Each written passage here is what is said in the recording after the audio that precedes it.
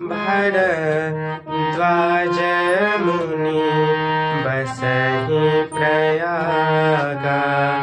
भरद्वाज मुनि बसहि प्रयागा। तीन्हहि राम पद अति अनुरागा। तीन्हहि राम पद अति अनुरागा।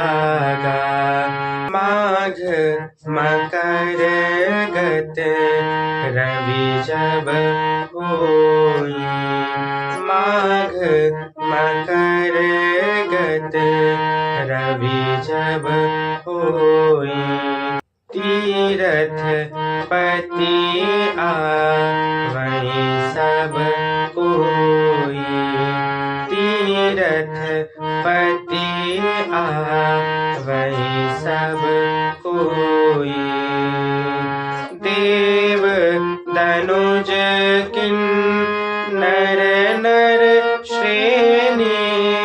देव दनुज किन्नर नर श्रेणी। सादर माजहि सकल त्रिवेणी। सादर माजहि सकल त्रिवेणी।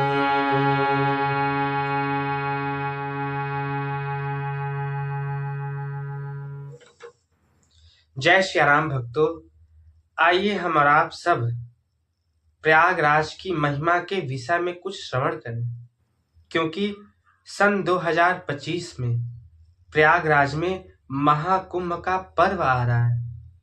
तो हम सब क्यों न उस महाकुंभ के पर्व पर उस प्रयागराज के विषय में कुछ श्रवण करें, उनकी महिमा क्या है ये श्रवण करें। तो गोस्वामी तुलसीदास जी अपनी कृति रामचरितमानस में वर्णन कर रहे हैं कि भरद्वाज मुनि बसहि प्रयागा, कि उस प्रयागराज में भरद्वाज नाम के ऋषि सदा नित्य निवास करते हैं। और आज भी भरद्वाज जी प्रयागराज में निवास करते हैं। भले ही हमें और आपको न दिखें, परंतु भरद्वाज ऋषि आज भी उस प्रयागराज में निवास करते हैं। और जब जब उस प्रयागराज में माघ का महीना आता है, मकर लगता है, तब तब देव दनुज किन्नर नर श्रेणी 4 प्रकार के लोग वहां पर पधारते हैं। देव यानी देवता, दनुज यानी राक्षस, मनुष्य और किन्नर, ये 4 कोटि के लोग वहां पर पधारते हैं। और सभी लोग त्रिवेणी में स्नान करते हैं, वेणी माधव का पूजन करते हैं, अक्षय वट का स्पर्श करते हैं। यानी जो भीड़ हमें दिखाई देती है वह केवल 25% की भीड़ है। 75% की भीड़ को हम देख नहीं सकते। वह अदृश्य रूप में वहां पे निवास करते हैं, आते हैं, स्नान करते हैं और फिर चले जाते हैं। और जितने संत महात्मा उस प्रयागराज में आते हैं, सभी लोग स्नान करने के पश्चात भगवान के गुणों की चर्चा करते हैं, भगवान की कथा को कहते और सुनते हैं, ब्रह्म का निरूपण करते हैं, धर्म का विधान करते हैं। क्या धर्म है, क्या अधर्म है, क्या करने योग्य है, क्या त्यागने योग्य है, इन सब की कथा वहां पे कही जाती है और सुनी जाती है। और ज्ञान और वैराग्य से युक्त भक्ति का निरूपण करते हैं।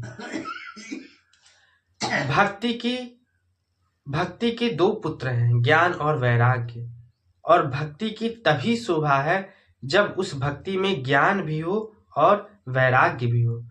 तो उस प्रयागराज में जो संत आते हैं वह ज्ञान और वैराग्य से युक्त भक्ति का वर्णन करते हैं, अर्थात वहां पे सत्संग होता है। और सत्संग का लाभ क्या है, गोस्वामी जी कहते हैं कि सत्संग से कौवा भी कोयल जैसा बोलने वाला हो जाता है। तो कितनी अच्छी बात है। एक तो तीर्थराज में स्नान और दूसरे संतों का सत्संग, ये दोनों लाभ हमें एक साथ मिल जाते हैं। जब भगवान श्री राम माता जानकी जी के साथ, लक्ष्मण जी के साथ वन की ओर जाते हैं, तब मार्ग में प्रयागराज मिलते हैं और उस समय भगवान श्री राम लक्ष्मण जी से, जानकी जी से और निषाद राज जी से प्रयागराज की महिमा सुनाते हैं। भगवान श्री राम कहते हैं कि हे लक्ष्मण सुनो, ये जो प्रयागराज क्षेत्र है यह एक किले के समान है। ये जो प्रयागराज क्षेत्र है यह एक किले के समान है और इस किले में जो कोई भी प्रवेश करता है उसके पापों को यहाँ के वीर सैनिक नष्ट कर देते हैं। अब आप कहेंगे वीर सैनिक कौन से, हमें तो दिखाई नहीं देते हैं। तो वह वीर सैनिक कोई और नहीं, पृथ्वी के जितने तीर्थ हैं वह समस्त तीर्थ ही वहां पे सैनिक के रूप में निवास करते हैं और उस प्रयागराज में रहने वाले व्यक्ति के पापों को नष्ट कर देते हैं। उस प्रयागराज में जो रहता है, श्रद्धा से भगवान के नाम का जप करता है, कीर्तन करता है, सत्संग करता है, उसके पापों को समस्त तीर्थ रूपी सैनिक नष्ट कर देते हैं। इससे एक बात सिद्ध हो गई कि प्रयागराज पहुंचेंगे, वहां पे स्नान करेंगे तो तीर्थराज प्रयाग का फल तो हमें मिलेगा ही, समस्त तीर्थों में स्नान का भी फल मिल जाएगा, क्योंकि समस्त तीर्थ उस प्रयागराज में सैनिक के रूप में निवास करते हैं।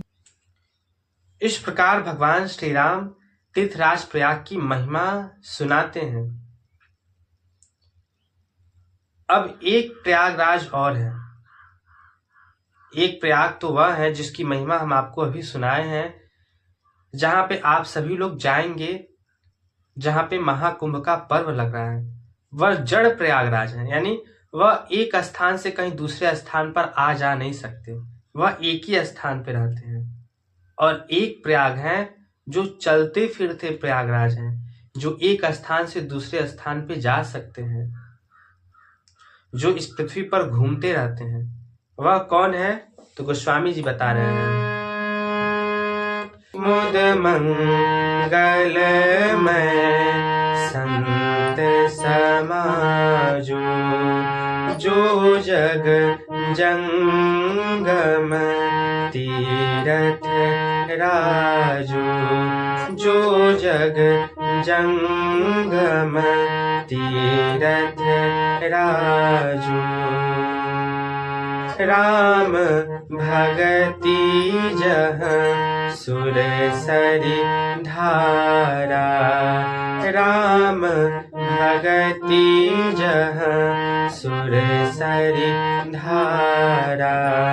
सरसई ब्रह्म विचार प्रचारा, सरसई ब्रह्म विचार प्रचारा। विधि निषेध में कलिमल हरनी, विधि निषेध में कलिमल हरनी। करम कठार नंदनी वरनी, करम कठार नंदनी वरनी।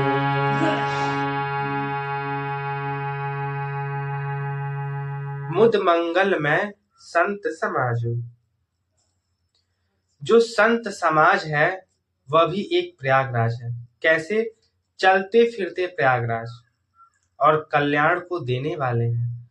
गोस्वामी तुलसीदास जी कहते हैं कि जो संत समाज रूपी प्रयागराज हैं, इनमें भी 3 नदियां बहती हैं, गंगा, यमुना और सरस्वती। गंगा क्या है? राम भगत जहाँ सुर सरि धारा। संत समाज में जो राम जी की भक्ति होती है वही गंगा है, और जो ब्रह्म का विचार, जो ब्रह्म की कथा होती है वही सरस्वती जी हैं। और जो कर्मों की कथा है, यह कर्म हमारे योग्य है, यह कर्म हमारे योग्य नहीं है, माता पिता की सेवा करना हमारे लिए योग्य है और शराब पीना हमारे योग्य नहीं है, ये जो कर्मों की कथा है वह यमुना जी है। तो संत समाज रूपी प्रयागराज में ये 3 नदियां बहती हैं और ये चलते फिरते प्रयागराज हैं, और ये भी 4 पदार्थ देने वाले हैं। तो सौभाग्य से 2025 में महाकुंभ का पर्व आ रहा है, तो वहां पे जो जाएगा उसे तो प्रयागराज में स्नान करने का फल मिलेगा ही, और संत समाज रूपी प्रयागराज में स्नान करने का भी फल मिल जाएगा, क्योंकि संत समाज वहां पे एकत्र होंगे और भगवान की कथा सत्संग करेंगे, और उस संत समाज रूपी प्रयागराज में हम सब स्नान करके धन्य हो जाएंगे। गोस्वामी तुलसीदास जी कहते हैं कि जो इस संत समाज रूपी प्रयागराज में स्नान करता है वह कौवे के समान हो तो कोयल के समान बोलने वाला हो जाता है। इसलिए आप सब जाइए उस महाकुंभ के पर्व पर, वहां पे स्नान कीजिए और संतों के बीच में बैठिए और भगवान की कथा को श्रवण करिए, तभी वहां पे जाना सफल है। और एक कथा हम सुने किसके मुख से? जो पूज्य मलुक पीठाधीश्वर महाराज जी हैं, उनके मुख से हम प्रयागराज जी के विषय में एक कथा सुने, और ये कथा नहीं, सच्ची घटना है। क्या कि प्रयागराज में आज भी भरद्वाज जी निवास करते हैं।